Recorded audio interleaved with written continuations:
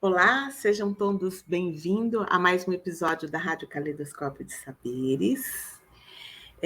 Na realidade, sejam bem-vindos ao último episódio desta primeira temporada da Rádio Caleidoscópio de Saberes. Esse programa é quinzenal e vai ao ar toda segunda e última quarta-feira do mês, sempre às 20 horas, por esse canal do YouTube.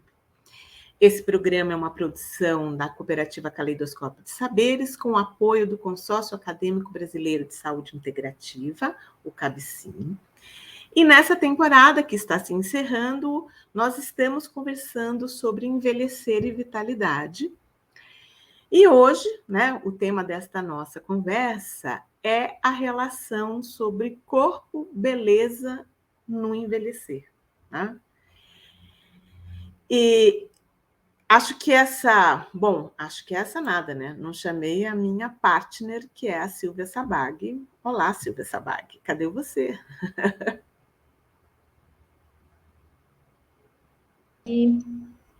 Olá a todos muito bem-vindos ao nosso canal, nosso último episódio da nossa temporada. Último episódio, sim. Olá, quinto e último episódio, hein? Mas depois a gente vai dizer que tem gostinho de quero mais, porque nós já estamos organizando a segunda temporada, né? E a gente hoje vai falar de um tema que eu acho que é um tema muito caro para nós mulheres, né?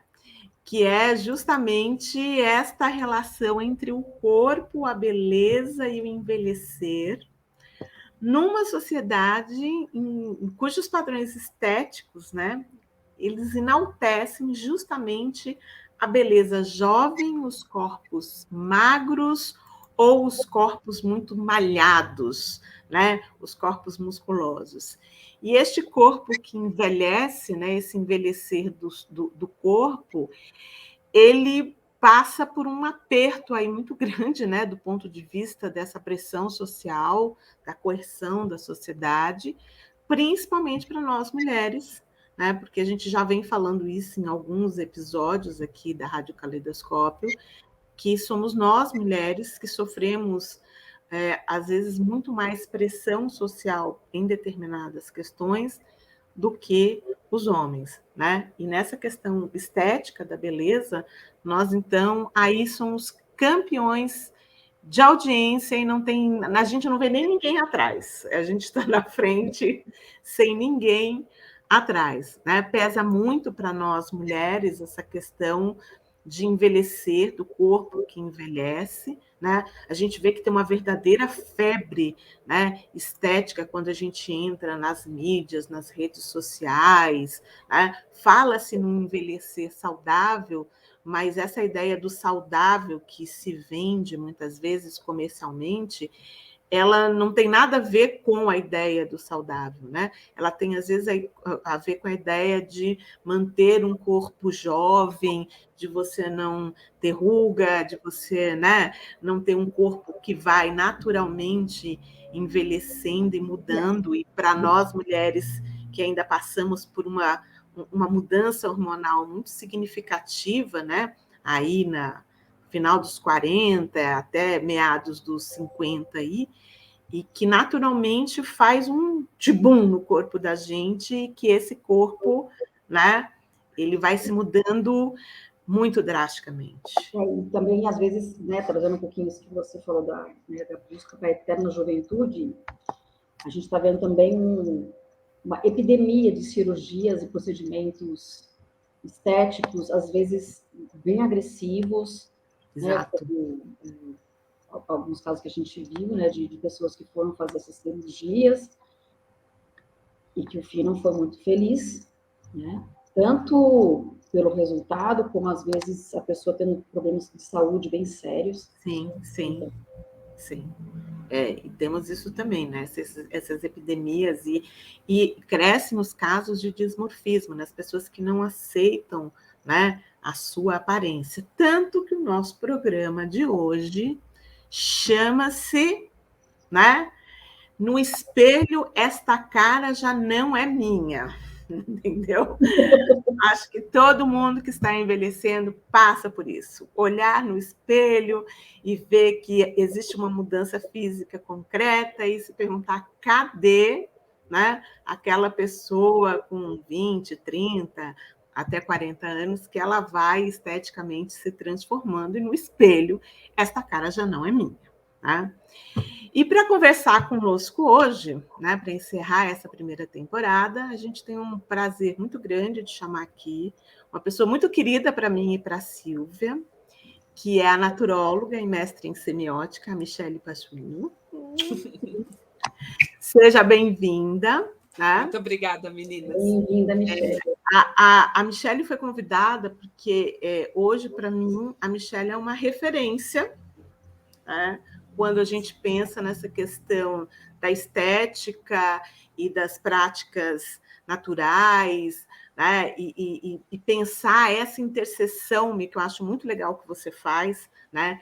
Que é abordar esse mundo da estética e da beleza com esse olhar que você traz aí das práticas integrativas, das visões vitalistas, da sua formação como naturóloga, né?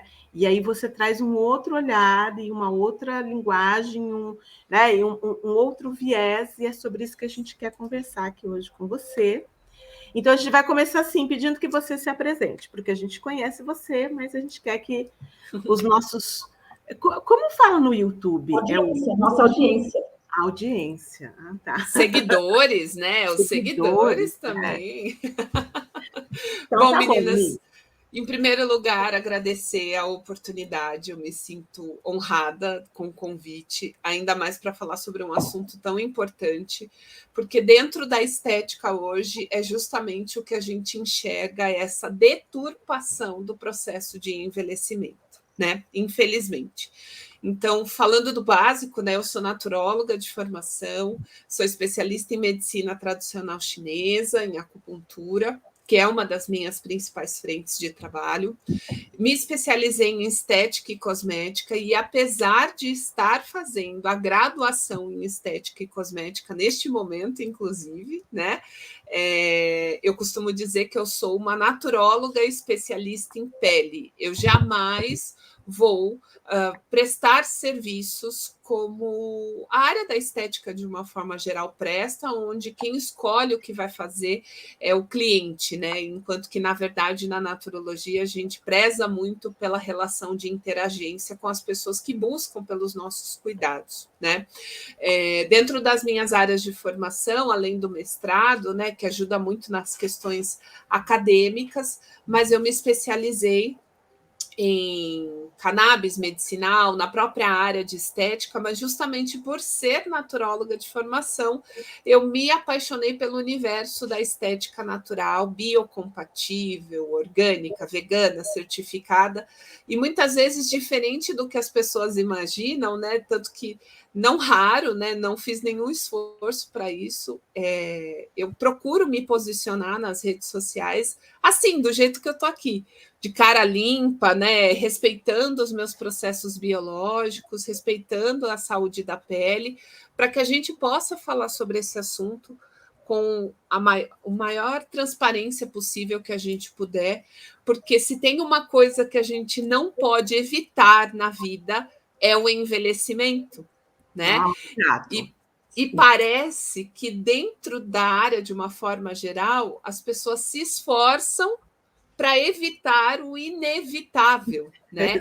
E aí é onde a gente começa a ter problemas de saúde, não somente física, porque o excesso de procedimento estético, ele altera a nossa formação fisiológica, né? Põe em risco a nossa saúde. Mas, em primeiro lugar, a nossa saúde psicológica fica comprometida por causa desse excesso de cobrança e de exigência de um perfil ideal, né? De um padrão de beleza. Isso tem uma coisa que não dá para a gente falar em padrão de beleza. Ó. Estamos aqui, neste dia, reunidas 3 mulheres com históricos de vida diferentes, com biotipos, com árvore genética diferente. Então, isso tudo influencia no nosso processo de envelhecimento. Mas o mais importante para isso serão os nossos hábitos. Então, não dá para esperar que todo mundo vai envelhecer da mesma forma. Então, né? e aí a gente começa com as perguntas aqui, Michele. A primeira, assim, né, para a gente começar o nosso contexto, eu queria que você falasse um pouquinho qual que é a visão, né, você falou que você trabalha muito com medicina chinesa, né, que é uma das medicinas vitalistas, além da naturologia. Então, qual é a visão dessas práticas mais vitalistas sobre a relação entre saúde, beleza e vitalidade? Exatamente. Tá. Bom, eu me sinto muito confortável para falar sobre os princípios vitalistas e as, vamos dizer assim, as sabedorias tradicionais, né, que embasam a própria naturologia, como eu me especializei na medicina tradicional chinesa, né, e também a antroposofia, que é uma das minhas frentes de trabalho que eu tenho paixão, né? Eu acho que é muito válido a gente falar sobre essas duas vertentes, né, no dia de hoje, até porque a gente tem uma questão tempo, né? E falar de práticas milenares com tempo é um desafio, mas bora lá, né? Quando a gente pensa no processo de envelhecimento, a gente precisa entender que para ambas as filosofias, o corpo é instrumento, né?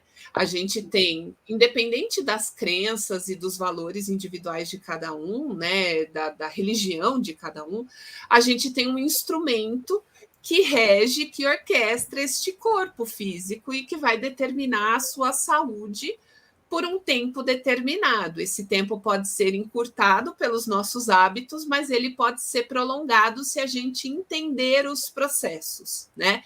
E algo muito bonito que eu vejo em ambas as filosofias é que tanto a medicina tradicional chinesa como a antroposofia, elas refletem sobre o processo de vida, de existência. A medicina chinesa fazendo essa correlação com os 5 movimentos, né? E a própria antroposofia falando dos setênios, né? Esse desenvolvimento da vida de 7 em 7 anos. Quando a gente pensa na medicina tradicional chinesa, a gente fazendo aquela correlação com a estrela dos 5 movimentos, depois, né, quem está ouvindo ou assistindo a gente quiser saber mais, né, fica aqui a dica para poder aprofundar o conhecimento. A gente fala da percepção do processo de envelhecimento que acontece quando todo indivíduo chega na fase metal. E esse envelhecimento, olha que engraçado, ele é muito percebido na pele e nas nossas mucosas, né? E aqui eu queria contar um caso rápido, como foi a percepção, né? Porque vocês podem falar, Michele, você está com 38 anos, que absurdo você falar de envelhecimento, mas a gente pratica o autoconhecimento e a gente observa os sinais do tempo na própria história, né? Começam os primeiros fios de cabelo branco, as primeiras rugas, né? Que não adianta mais passar base, passar batom, então, né? Nossa Senhora, gente, eu percebi o envelhecimento, foi muito engraçado. Eu gosto de usar batom, assim, não é sempre, né? Mas que nem a Silvia, tá belíssima no batom vermelho. No batom vermelho. Quis passar um batom vermelho um dia, minha mãe olhou para mim e falou assim, Michele, que é isso? Você é tão zelosa com a imagem, esse batom borrado. Eu falei, onde já se viu? Imagina, o batom vermelho, se duvidar, a gente passa, corrige depois para ficar perfeito. Quando eu olhei próximo ao espelho, eu percebi que eu já estava com aquele início das rugas longitudinais no lábio, que é chamada de barras, código de barras, né? A ruga. Aí eu falei, gente, não é possível. E aí é onde começa esse processo, né? O que eu acho muito interessante é que quando a gente olha para os dois movimentos que estão na ponta de baixo da estrela, dos 5 movimentos, a gente está falando de um movimento yin, onde o yin, na dualidade yin e yang, ele é mais predominante. Subentende-se que a gente vai estar fazendo um movimento reverso. Então, ao invés da gente estar fora, nós estaremos fazendo esse movimento de internalizar, né? E se esse processo de internalizar ele não acontece de uma forma saudável, a gente sempre vai ficar buscando referenciais externos para moldar o nosso padrão físico, mental, emocional, social. Exatamente. Para a gente buscar aprovação sempre no meio externo. Eu acho que o principal fator que adoece a sociedade quando a gente fala sobre autoimagem ele está nesse processo. Quando a gente não internaliza, quando a gente não reconhece os nossos valores e a gente passa a buscar padrões que não fazem parte daquilo que a gente é na essência. Em que momento, Michele, isso aí? Porque daí a gente a nossa segunda pergunta já, né? Em que momento que essa preocupação com a beleza deixa de ser saudável e começa a se tornar algo patológico? Legal, vamos consertar, vamos dizer assim. Quando olhar no espelho e não se reconhecer mais, né, assusta e leva, né, porque essa coisa da autoimagem é perigosa, né? Uma hora ela pode fazer isso que a Silvia falou. Ela disse, olha, ela sai de um cuidado para uma patologia.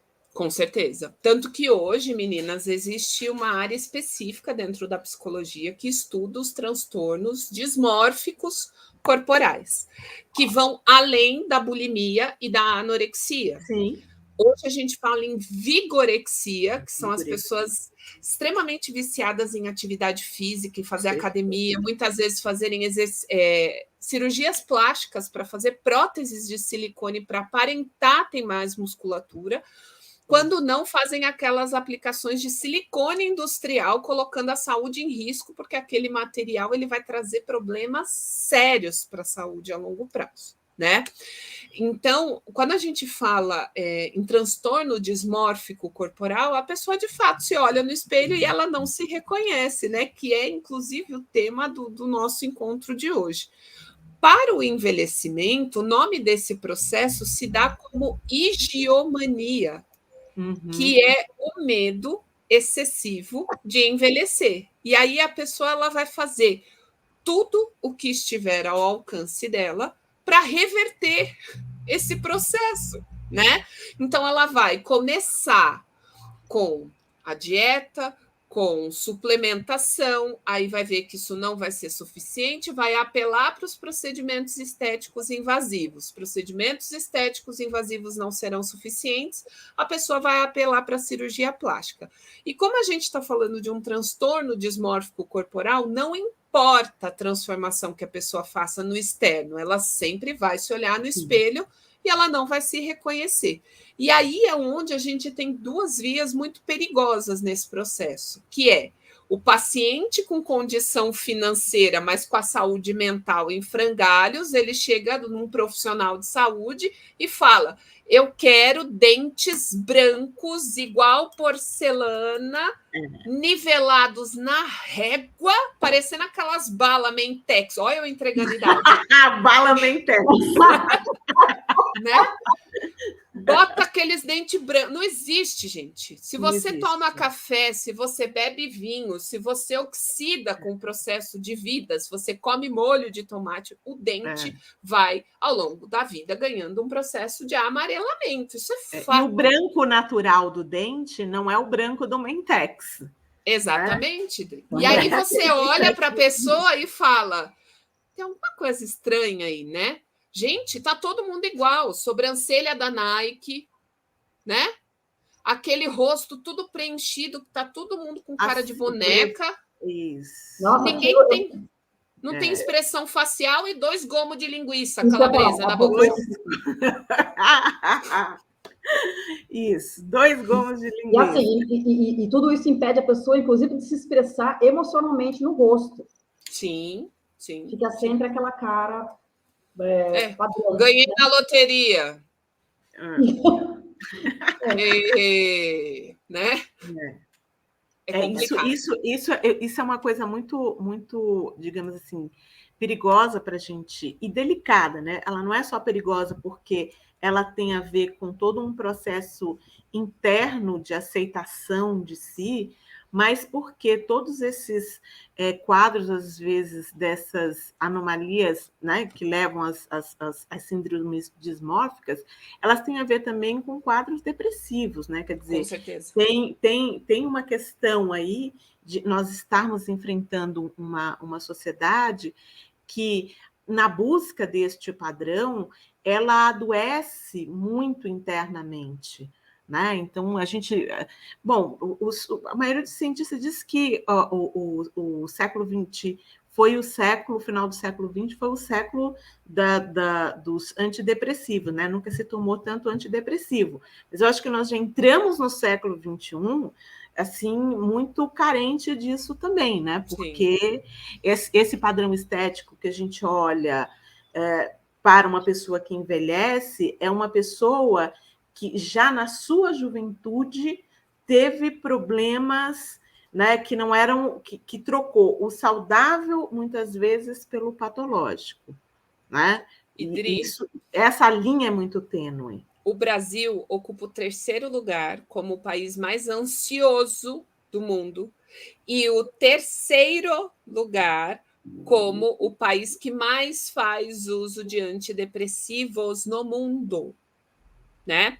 E o que as pessoas nem sequer fazem ideia é que o uso crônico de antidepressivos leva a problemas de pele, principalmente as manchas, que é justamente o que o povo quer evitar. Olha como o destino é cruel, né? Meninas, eu queria deixar como sugestão para quem está vendo a gente, porque a gente não vai ter tempo de falar da antroposofia em profundidade, né? A Gudrun Buchard, né, mestra maravilhosa, ela tem um livro que se chama Livres na Terceira Idade. Olha que legal. Porque, pelo saber de Rudolf Steiner, a gente fala muito até os 62 anos, né? Até os 63, na verdade, né? Que é quando ele fala que a partir desse momento que a pessoa tiver uma perspectiva de vida melhor, a pessoa vai ter uma evolução de saúde e tudo mais, de acordo com as escolhas que ela fizer, né? E a Gudrun lança esse livro falando dos setênios mais correlacionados com os planetas, né? E trazendo justamente essa visão de liberdade, né? Principalmente para falar desse processo de busca da serenidade, onde o amadurecimento proporcionado pela evolução do corpo físico, do corpo etérico, do corpo astral, resulta num corpo do eu evoluído, para que esse indivíduo possa, né, inspirar as pessoas, ao invés de ter que usar os próximos setênios da sua existência para resolver situações mal resolvidas ao longo da sua existência que não foram bem resolvidas, que é o que a gente vê acontecer, né? O tio da suquita, a mãe que quer competir com a filha com o mesmo tamanho de shorts, de top, de cirurgia plástica, né? Quantas famílias a gente vê aí que perdem o contexto de família porque a mãe rouba o namorado, a avó, enfim, né? Tem aquela relação patológica de não se aceitar o processo de envelhecer. Né? Só preciso trazer só uma correção. O mesmo acontece com os homens. Sim. Buscando moças mais novas. Então, assim, acontece tanto do lado masculino quanto exatamente. Do lado feminino, essa não aceitação do envelhecer. É que pro lado feminino, acho que a cobrança estética ela é muito maior do masculino. Acho que essa é a pequena diferença. Assim, né? Na verdade, Silvio, o que acontece muito para o público masculino é o envelhecer para o homem é charmoso. Ele só passa a ser visto como um processo patológico a partir do momento que esse homem começa a ter problemas. E eu não estou fazendo nenhum comentário aqui piadista, né? Isso é evidenciado pelas pesquisas. A partir do momento que o homem começa a ter problemas como disfunção erétil, quando ele se aproxima do processo de andropausa, que aí é onde muitas vezes ele vai querer correr atrás do prejuízo, porque a nossa sociedade diz que para o homem ser grisalho, os novos 50 anos, aquele homem de cabelo grisalho, maduro, que faz exercício, né? Que tem experiência de vida, que é CEO de uma empresa, isso é extremamente atrativo, sendo que nós não podemos ostentar os nossos fios de cabelos brancos. Então, eu sei que essa cobrança interna acontece para ambos os gêneros, de formas diferentes, em fases diferentes da vida, mas a sociedade ela é muito, mas muito, infinitas vezes mais cruel conosco do que com os homens. Sim, com certeza. E uma cobrança na sociedade que a gente percebe, nós mulheres, das próprias mulheres, né? Nós somos muito mais cobradas pelas próprias mulheres, muitas vezes, do que os homens, né? Quando os cabelos começaram a ficar branco, eu sou 8 anos mais nova que meu esposo, Bom, e vocês me conhecem, o público talvez não me conheça, mas elas me conhecem. Eu sou a preguiçosa, entendeu? Então, assim, eu corto o cabelo de vez em quando, até vou cortar o cabelo agora já, né? Eu não tenho paciência muito para maquiagem, tudo que eu tiver que fazer estética tem que ser na hora do banho, porque depois eu não faço, porque eu morro de preguiça, né? E aí começa aquela cobrança, e você se assusta, né? Porque os cabelos começam a ficar grisalhos, etc. E aí as pessoas começam a cobrar, você não vai pintar o cabelo? As pessoas não, minto. As mulheres do entorno são as primeiras a cobrar. E aí eu começo a olhar para o meu marido, que está grisalhando, ele já é calvo, né? Então ele está ficando grisalho. Eu digo, por que a barba grisalha dele não incomoda ninguém? E o meu cabelo não fica grisalho. Eu digo, não, vamos parar com isso agora. Né? Eu, como já tenho essa, né, leve tendência de não vou porque eu morro de preguiça, de quem vai ficar refém de tinta no cabelo. Eu digo, meu cabelo vai ficar grisalho. E assim, a partir do momento que você aceita, né, tem um processo de aceitação que é seu, você aceitou que o seu cabelo vai ficar grisalho, etc. Sei lá, você vira uma páginazinha no caderno e acabou, né? E você vai se acostumando com um padrão que vai mudando, né? Que ele vai ficando grisalho, que vai. Eu acho até que quando a gente está aqui no computador não aparece tanto, mas ele está bem mais grisalho do que aparece. Eu tô olhando aqui, tô dizendo que as pessoas vão ter que eu não sou muito grisalha, mas se a pessoa me encontra pessoalmente, ela vai ver que eu estou bem mais grisalha do que aparenta, né, aqui na imagem. Mas isso é um processo de aceitação seu, né? Você vai olhando e vai dizendo assim, não, olha, o meu eu acho que é um pouco, eu sempre vi a Michelle falando isso, né? Eu sigo muito ela nas redes sociais, né? E aí ela diz assim, é a aceitação dos corpos, né? As pessoas precisam aceitar seus corpos e assumir esse corpo que você tem e aceitar o corpo que você tem, né? E os processos são, óbvio, individuais, eu não estou dizendo que toda mulher precisa ficar com o cabelo grisalho, não é nada disso, né? Eu acho que as pessoas precisam só ser felizes, mas essa felicidade ela não pode ser a corrida, né, não saudável por alguma coisa que se torne uma neurose, que se torne uma obsessão. Né? Exatamente. Saia um pouco dessa coisa do saudável. Né? Quer dizer, a gente está discutindo aqui essa coisa do saudável sempre muito mais enfaticamente. A pressão da sociedade em relação à questão estética feminina, já falei, vou repetir, é forte. Quando você falou do cabelo branco, eu lembrei que eu trouxe esse questionamento, por que só o meu cabelo branco está sendo notado, e do meu irmão, que está muito pior do que o meu, ninguém falou nada. Não está.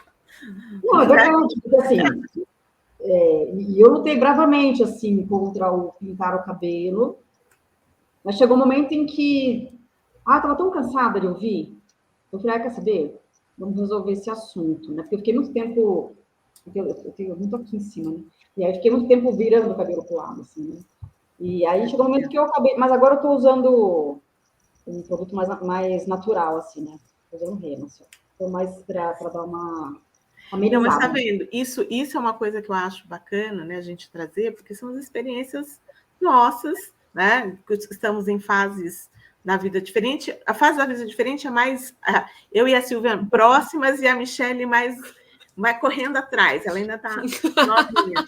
Mas essa questão de você, primeiro, assumir, né, esse envelhecer que a gente vai, né, no espelho, essa cara vai deixando, e acostumando com essa nova versão sua, que é uma versão mais velha, que, né, é todo um processo, eu acho, que vem junto, né? Quer dizer, envelhecer não é alguma coisa que tire a sua capacidade de viver, de fazer as coisas, de estar aí, né? A gente só precisa ir aceitando. Eu acho que é isso que a gente veio conversando esses 5 programas. A gente se aceitar e de melhor cultivar essa vitalidade e essa saúde de verdade. Idri, sabe o que eu gosto muito de dizer também? A sociedade, ela vende tratamentos contra o envelhecimento. O paciente que não tem conhecimento, né, dos processos, ele acaba não fazendo essa dualidade de, ok, existe um envelhecimento que a gente chama de extrínseco, que está relacionado aos nossos hábitos, a nossa exposição, né, aos fatores que envelhecem e oxidam o nosso corpo, né? Ultraprocessados nas refeições, não dormir direito, não beber água, né? Usar cosméticos com xenobióticos na formulação, usar maquiagem com componentes que são tóxicos, né? Os fatores de estresse elevado, a altura. Então, tudo isso acelera a curva do tempo, né? Mas o envelhecimento, a senescência das nossas células, isso é algo inevitável, né? A gente precisa diferenciar esse contexto, porque senão a gente vai ter essa sociedade doente que fala, nossa, né? Não posso respirar, porque eu aumento a oxidação do meu organismo e com isso eu vou envelhecer, né? E a pessoa se mata, sabe? Um negócio assim. E aí você já está falando um pouquinho do que a gente queria falar, né? Como entender essa relação de beleza, né? Sem cair nessas armadilhas, né? Dessa pressão estética social que ela é forte, né? Até trazendo alguns conceitos, o que eu acho que a maioria das pessoas não sabem. Hoje no Brasil, falar em rejuvenescimento é crime, porque você não pode vender algo que não existe. Rejuvenescer é crime. Né? Você não vai passar a pessoa numa fonte da juventude, onde a pessoa fala, vou entrar com 60 anos e vou sair lá do outro lado com 20. Minha nossa, se existir essa fonte, a gente fica rico, né? Mas, bom, só se rejuvenescesse o corpo, né? Porque eu queria continuar com a sabedoria que eu tenho hoje, e isso só foi possível graças ao processo de envelhecimento, né? Mas hoje fala-se sobre revitalização, que é você reconhecer o momento atual onde o paciente interagente está e você propor um tratamento que vai otimizar, melhorar as funções do organismo, da pele, naquela fase que o paciente está. Porque muitas vezes ele tem uma doença crônica, uma doença degenerativa. Não dá para pôr todo mundo dentro do mesmo pote e sair fazendo receita de bolo para todo mundo, gente. Não dá. Na naturologia, isso é mantra para nós, né? Mas a sociedade não sabe disso. Fazer o que é para todo mundo na naturologia, na verdade, é quase um crime de honra. Não dá. A individualização dos processos é fundamental, né? Mas eu acho que hoje muito se avança, assim, até na própria medicina, de se enxergar essa individualização dos processos terapêuticos, né?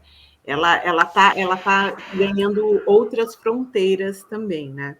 Mi, eu queria que você comentasse um pouco, porque todo mundo já está sabendo que eu sigo você nas redes sociais. Gente, sigam a Michelle nas redes sociais, as dicas, né? É muito legal. E, assim, o que eu queria que você falasse um pouco, que eu acho importante aqui para quem está nos ouvindo, é o ganho que a gente tem, né, quando a gente opta por tratar da beleza e dos cuidados com o corpo a partir desta visão mais natural, né, do que dessa que a gente compra um pouco dessa indústria do cosmético, da beleza. Eu sei que, só para complementar disso, existe uma questão, um viés econômico muito grande nisso, né, se você puder abordar, porque a gente sabe que o apelo estético é muito grande, então as mulheres, e nós somos muito frágil nesse sentido, né? A gente cede muitas vezes aos apelos, então a gente acaba consumindo aquilo que cabe no bolso. Mas talvez o que caiba no bolso é aquilo que você encontra em maior oferta do que aquilo que não está em oferta, né? Então, assim, aquilo que está na vendinha, na farmácia, não sei o quê, são esses produtos que às vezes são até economicamente mais baratos, mas não são saudáveis. E aí, como é que a gente pode pensar um pouco nisso? Porque eu acho que essa é uma questão importante, né? Uma vez que nós mulheres somos vaidosas e nós brasileiras somos muito vaidosas. Dri, você toca num assunto que é uma bandeira para mim de trabalho, e eu procuro produzir conteúdo sobre isso constantemente nos meus cursos, até mesmo nas redes sociais, né? O problema é aquilo que é acessível, muitas vezes, é o que mais tem xenobióticos na composição. E o que vem a ser um xenobiótico? Xeno vem de estranho, ou seja, é tudo aquilo que o corpo não reconhece como similar e automaticamente ele cria uma resposta de defesa, ou seja, tudo aquilo que a gente usa que é tóxico para o nosso organismo inflama o nosso corpo. Né? Então, imagina, petrolatos, parabenos, corantes, essências, disruptores endócrinos que imitam a função dos nossos hormônios no nosso corpo, liberadores de formol, que são ingredientes cancerígenos, né? Hoje a gente está... se você está ouvindo a gente, né, no futuro, esse podcast rolou no mês de outubro, que é o mês oficial, né, de prevenção ao câncer de mama. E muitas vezes a mulher ela vai cuidar da alimentação, vai fazer o tratamento, mas ela não para de usar o cosmético que faz mal para a saúde dela, né? No YouTube, nós temos um vídeo muito legal que se chama A História do Cosmético. Assistam. Esse vídeo ele fala um pouco sobre essa indústria tóxica, né? Hoje, para fazer sentido uma cosmética biocompatível, que é uma cosmética limpa, que a gente fala, que o corpo, a natureza, não é só o corpo, né? Porque a gente toma banho, a gente joga esse cosmético no ralo, a gente joga, né? Imagina, você passa um óleo rico em óleo mineral, achando que está hidratando a pele. Aí você veste a sua roupa absorve esse óleo, você lava essa roupa e esse óleo mineral, que não é biodegradável, vai parar nos nossos lençóis freáticos. Uhum. Você usa um esfoliante que tem microesferas de plástico. E aí a gente fica em choque porque tem plástico no sangue humano, tem plástico nas nuvens. Gente, o microplástico é uma realidade para nós, né? E o principal produtor de microplástico é a indústria cosmética, né? Até 2019, que foi quando começaram essas políticas de transformação, os cosméticos eles tinham todos esses xenobióticos na transformação. A pandemia fez as pessoas pararem e falarem assim, não, peraí, deixa eu ver o que tem nessa composição. E aí, sabe a coisa do pesquisar, do investigar, porque o cosmético natural não é algo novo. A gente vem falando dessa questão tóxica há muito tempo. Porém, agora a gente tem visibilidade sobre isso. Isso é bom, mas isso é ruim. Porque a gente não tem um produto acessível. Como é que uma mulher que ela é classe C, classe D, né? Se a gente pode falar em classes, né? Ela não tem condição financeira para comprar um cosmético facial que vai durar 30 dias, pagando R$200 numa embalagem, sendo que ela tem que sobreviver com um salário mínimo. Exatamente. Hoje, para um cosmético natural fazer sentido, ele precisa ser acessível. Só que, como tudo que existe no planeta, é a lei da demanda e da oferta. Se não tiver consumo, as burocracias por trás do desenvolvimento desse produto, como propaganda. Um cosmético hoje, Dri, para ser reconhecido, IBD ou Ecocert, né, que é o reconhecimento de produto orgânico no Brasil, a burocracia é tamanha, isso envolve muito investimento da indústria cosmética, né?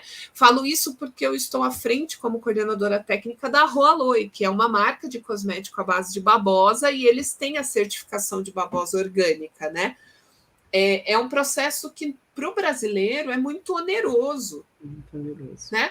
Exato. É melhor, é um produto bom, é um produto que vai entregar resultado, que não vai prejudicar a saúde do ambiente, a nossa saúde da pele? Sim, as pessoas precisam conhecer, as pessoas precisam usar, porque hoje a gente vê um crescimento em exponencial, né, Dri? Hoje eu atendo muitas pacientes que vêm de dermatologista ou muitas vezes de endocrinologista que fala, procura um profissional especializado em cosmética natural, em cosmética biocompatível, para tirar todos os xenobióticos que você faz uso. Porque a mulher tem tireoidite de Hashimoto, ou tem hipertireoidismo, hipotireoidismo, tem câncer de mama, câncer de útero. Essas doenças, aqui é só deixar uma pulga atrás da orelha de quem está ouvindo a gente, mas essas doenças, elas estão diretamente correlacionadas com o consumo dessas substâncias tóxicas, né? E a gente está falando de cosmético, mas elas estão em tudo. nos alimentos, nos produtos de limpeza que a gente coloca dentro de casa. E quem é, né, quando a gente pensa em gênero, quem é que trabalha à frente dos trabalhos domésticos?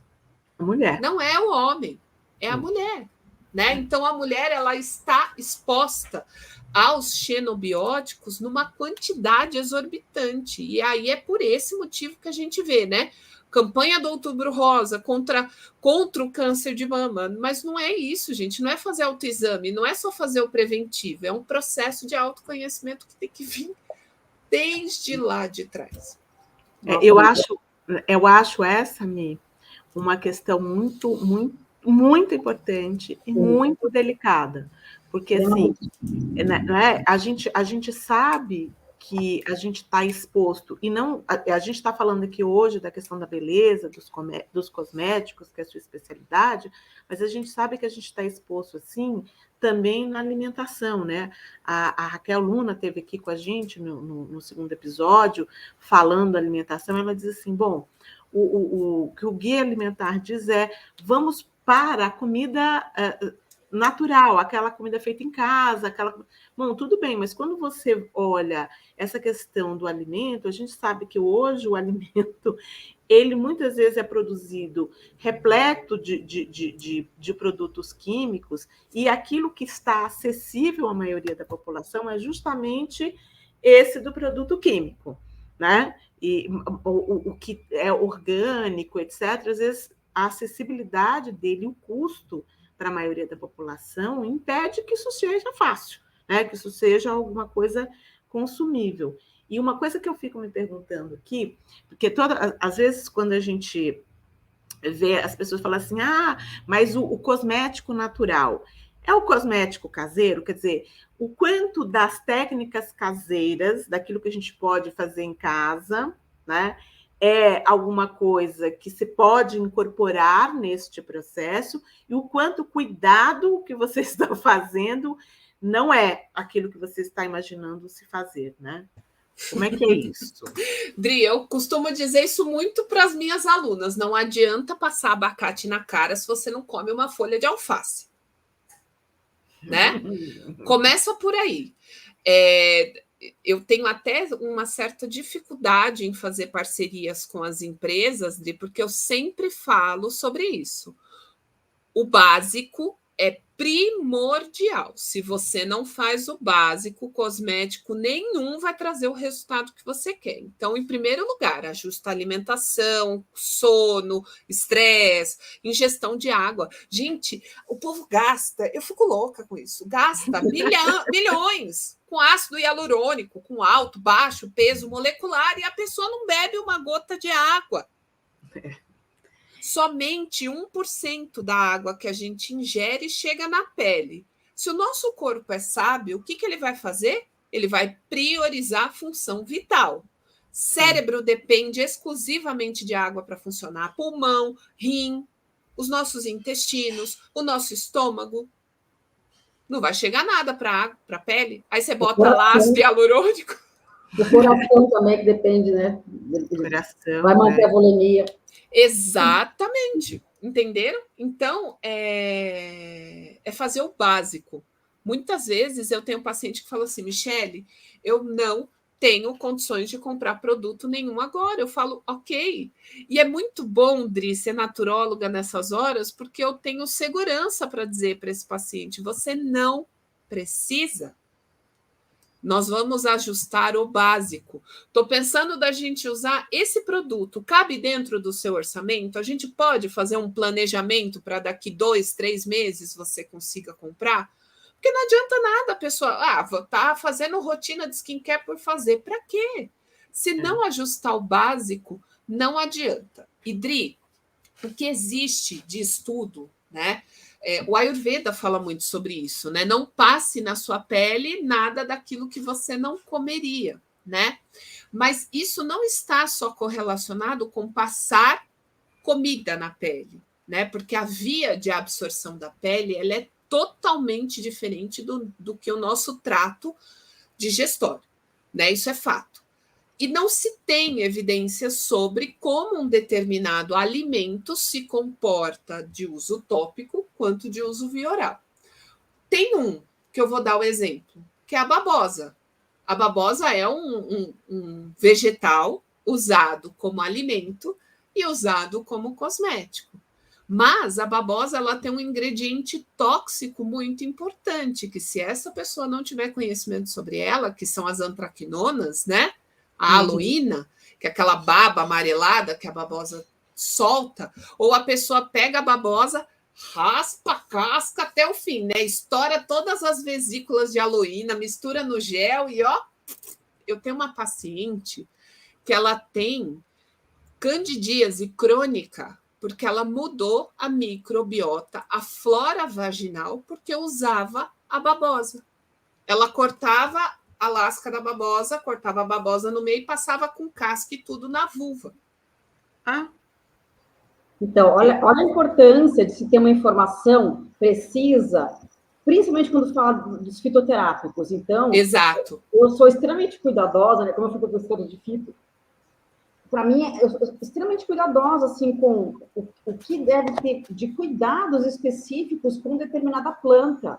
Sim. Que nem, por exemplo, se eu falo assim, o limão, ele vai tirar mancha de pele. Se você passar às 10 da manhã e for trabalhar, colega, vai dar muita coisa errada aí. Né? Vai ficar meio manchadinho, só isso. Não vai dar certo. Né? Então, e às vezes, né, agora tá esse boom aí de óleo essencial, às vezes a pessoa usa óleo essencial com furanocumarina, que tem essa propriedade fotossensível e não entende o que está acontecendo. Dá muito ruim.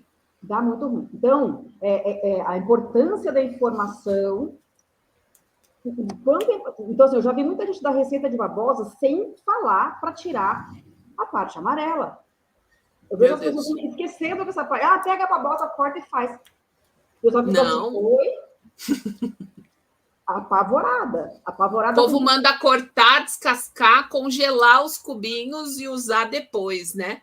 Sendo que a babosa, depois de 36 horas, ela oxida completamente. Não dá para usar. Então, é um desserviço, Silvia. Se eu posso dizer, é um desserviço. Porque, assim, a aveia é um produto utilizado para acalmar a pele, porque nós estamos falando, né, da sua propriedade calmante, as suas mucilagens, a gente tem alta concentração de alfa-bisabolol, mas se eu tiver condições de ter uma aveia coloidal, né, numa base farmacêutica específica, ela vai ter uma performance muito melhor. E o conhecimento, ele liberta, né? Então, a gente precisa de informações detalhadas sobre os processos, porque o povo mistura aveia na água gelada, aí não faz a papa, faz a máscara de aveia e acha que está arrasando. Para liberar a mucilagem, a aveia precisa ser aquecida, né? Então... Aí não entende que a pele ressecou. Exatamente. Exatamente. Então, assim, por uma questão de ética profissional, eu, como profissional de saúde, seguindo as diretrizes da Anvisa, eu jamais vou dizer que um alimento ele é bom para ser usado no lugar de um dermocosmético, porque não tem estudos sobre isso. E a Anvisa ela é categórica sobre isso com relação à conduta dos profissionais de saúde. Se não tem registro na Anvisa, a gente não pode indicar como uso cosmético, né? Então, hoje, a gente tem opções, por exemplo, do gel de babosa industrializado, com conservantes biocompatíveis que podem ser usados seguramente porque estão livres da aloína e das antraquinonas, né? Então, se eu estiver no meio do mato, fui picada por algum bicho e eu preciso, né, controlar essa inflamação da pele, eu vou usar a babosa ali e, graças a Deus, eu sei como usar. Mas no consultório, isso é um problema. E o que tem de profissional de saúde falando, não, amassa o abacate, bota aveia, taca na cara, se duvidar, Você já raspa assim, ó, e come.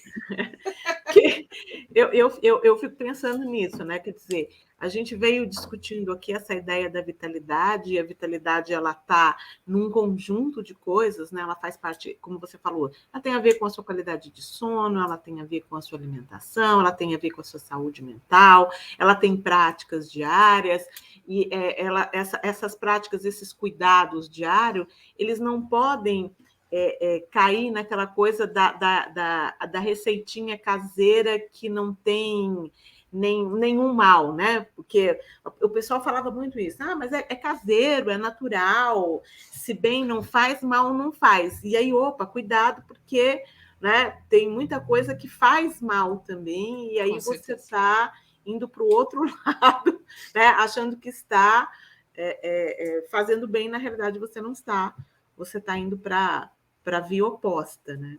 Isso é muito, exatamente, muito importante. Até a água, se a pessoa tomar em excesso, pode ser danoso. Ela pode ter perda ali de sais essenciais para o bem-estar. Até a água. Então, tudo é o comedimento, né? Tudo é o contexto que aquilo está sendo utilizado. Isso. Caminho do meio, né, Sil?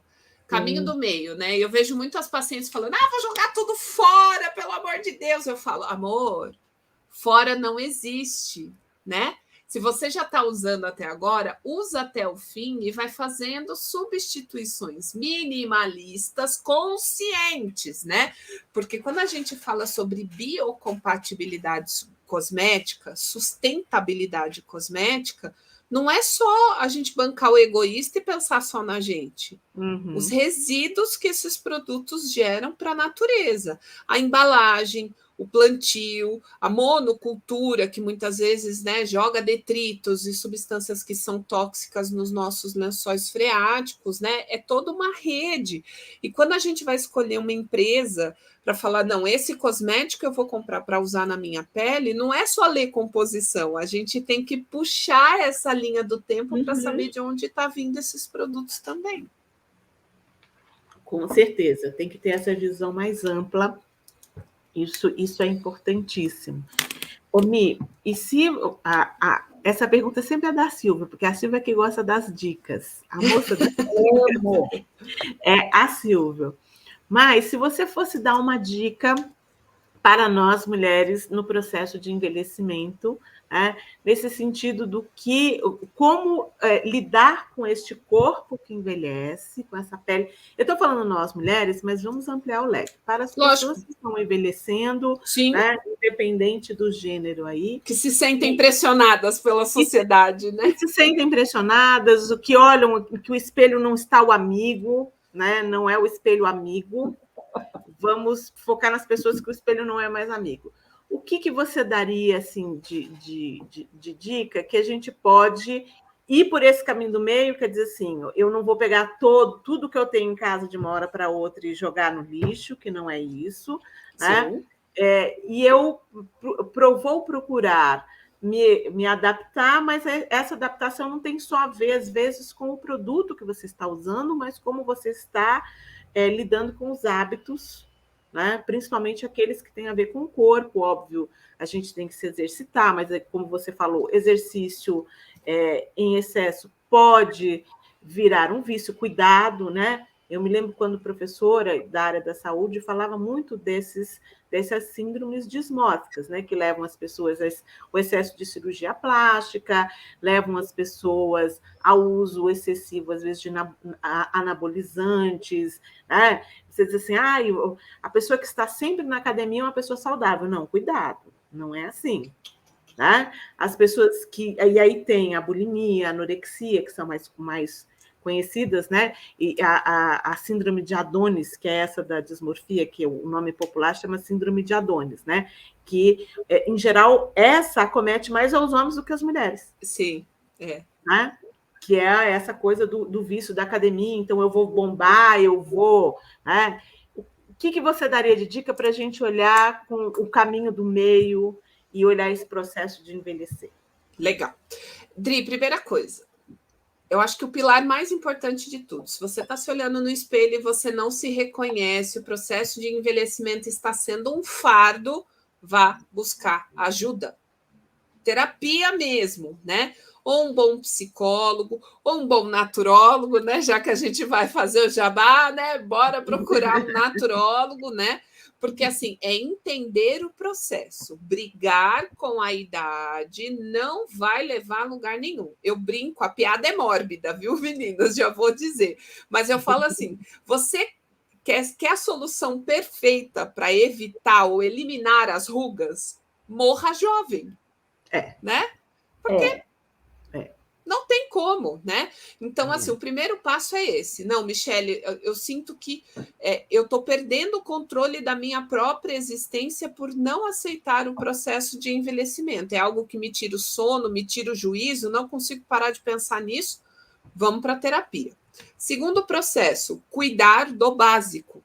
Fazer o gerenciamento do estresse, cuidar da alimentação, beber água, todos aqueles aspectos. 2 fatores são muito importantes para acelerar o envelhecimento. A glicação, que vem da alimentação, né? E a oxidação celular. A glicação, ela vem principalmente da quebra do colágeno, que fica endurecido pelo excesso de açúcar, que vai trazer flacidez, vai trazer rugas, vai trazer todos esses problemas, né? Aquele despencamento, né? Que a gravidade acentua. Então, assim, alimentos ricos em açúcar.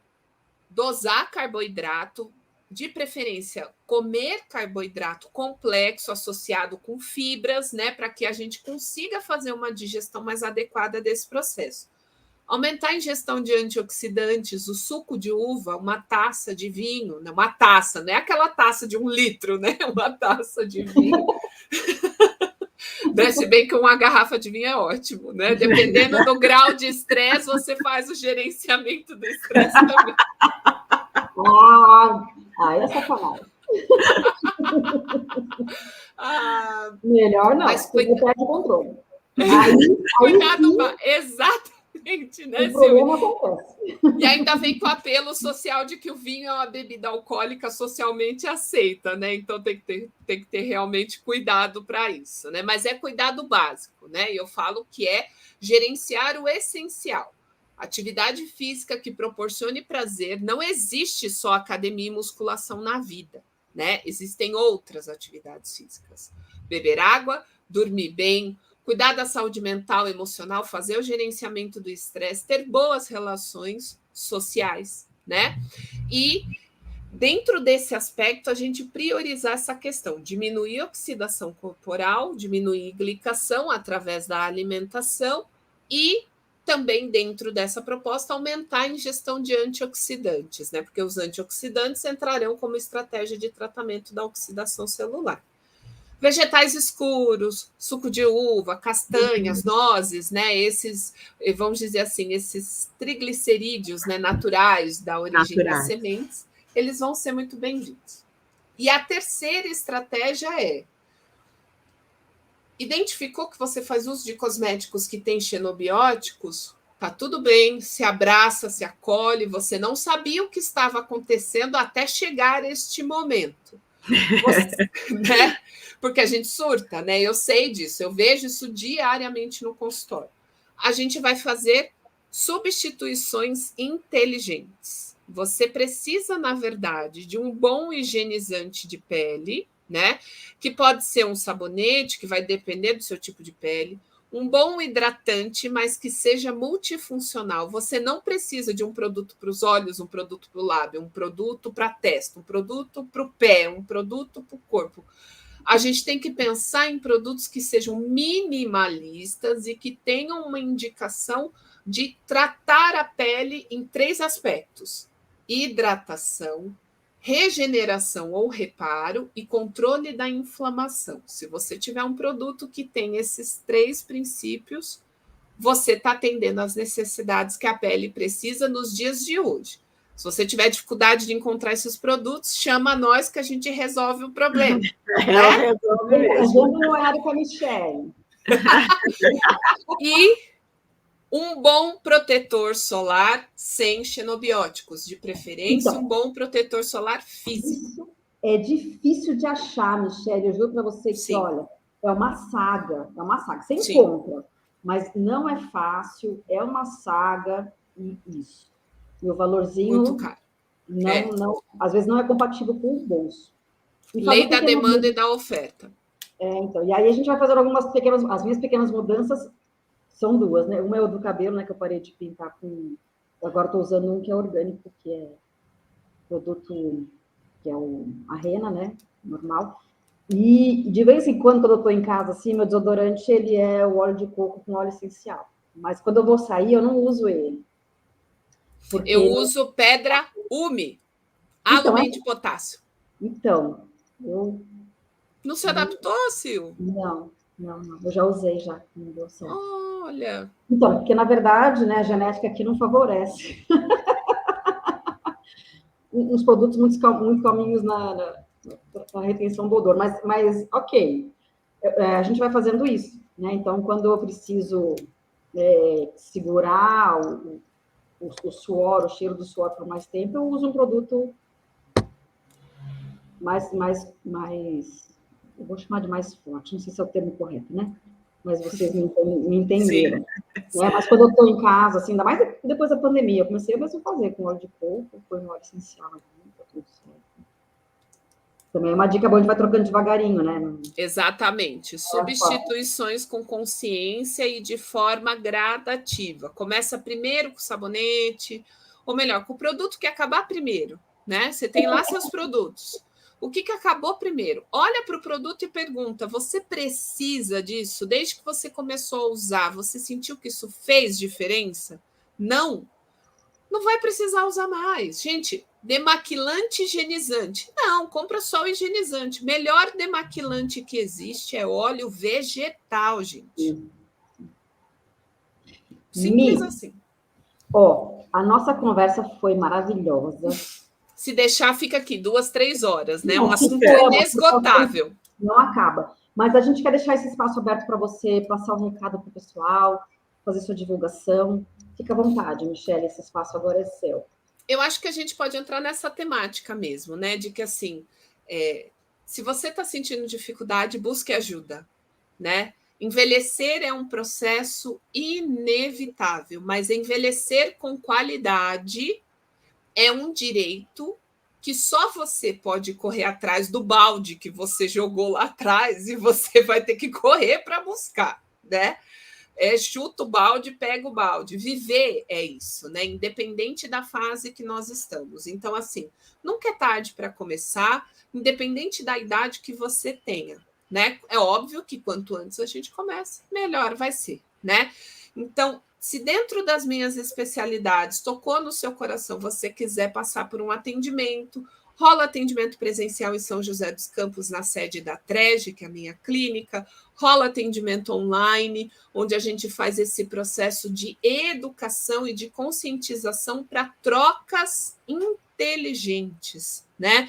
Então, você não precisa de tudo que a indústria da estética e da cosmética empurra a goela abaixo para a gente, né? A gente precisa reconhecer o nosso padrão de vida e aquilo que vai funcionar para nós. E se você sentir que precisa de ajuda, não hesite, né, em buscar, porque hoje a gente já tem profissionais especializados nessa área para poder proporcionar, né, para você todo o suporte que você precisa para fazer essa migração quando o assunto é cosmético, né? Mas envelhecer, a gente pode olhar para esse processo de uma forma mais bela, né? Quando eu olho para a Michele da graduação, que viu esse rostinho da Adriana Elias pela primeira vez... Verdade. Todos os processos que eu passei até chegar aqui neste momento de podcast, né? Mesmo os tropeços, as dificuldades, os desafios me fizeram desenvolver uma maturidade surreal. Então, abraça as cicatrizes, as rugas, as feridas, elas contam a sua história, tem orgulho de quem você é, né? Eu falo que a coisa mais gostosa da vida é você se sentir pertencente na própria pele, na própria carne, né? Para que você saiba que a sua história, a sua existência deixa um legado, né? Não seja refém da sociedade, né? E que você possa encontrar, né, a morada do seu eu. Dentro da medicina chinesa, a gente fala que está no Xin, né? Aí dentro do coração, que você encontre a sua essência aí dentro de você. Mi, muito obrigada, foi um prazer tê-la aqui com a gente, encerrando essa nossa primeira temporada. Quero agradecer a todos, né? A Michelle, ao Anderson, que esteve aqui esses 5 episódios com a gente.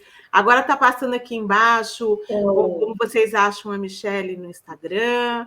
Não deixem de colocar o sininho lá, ativar, se inscrevam no nosso canal, deem um like. A gente já está preparando a segunda temporada. Provavelmente entre janeiro e fevereiro do ano que vem ela já vai estar ao ar, né? E a gente quero agradecer a Silvia aqui por essa parceria e eu que por agradeço, esse desafio aqui, né? Obrigada, Cabicim, que nos apoiou aqui nesse nosso projeto. A gente quer agradecer muito e dar um adeus aí, um tchau, até logo, até 2024. Michelle, muito obrigada. Obrigada, pessoal da Cabicim. Dri também. A sua parceria é maravilhosa.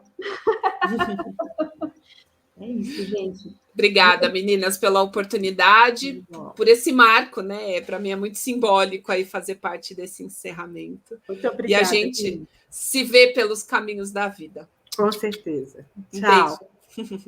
Beijo, gente. Tchau.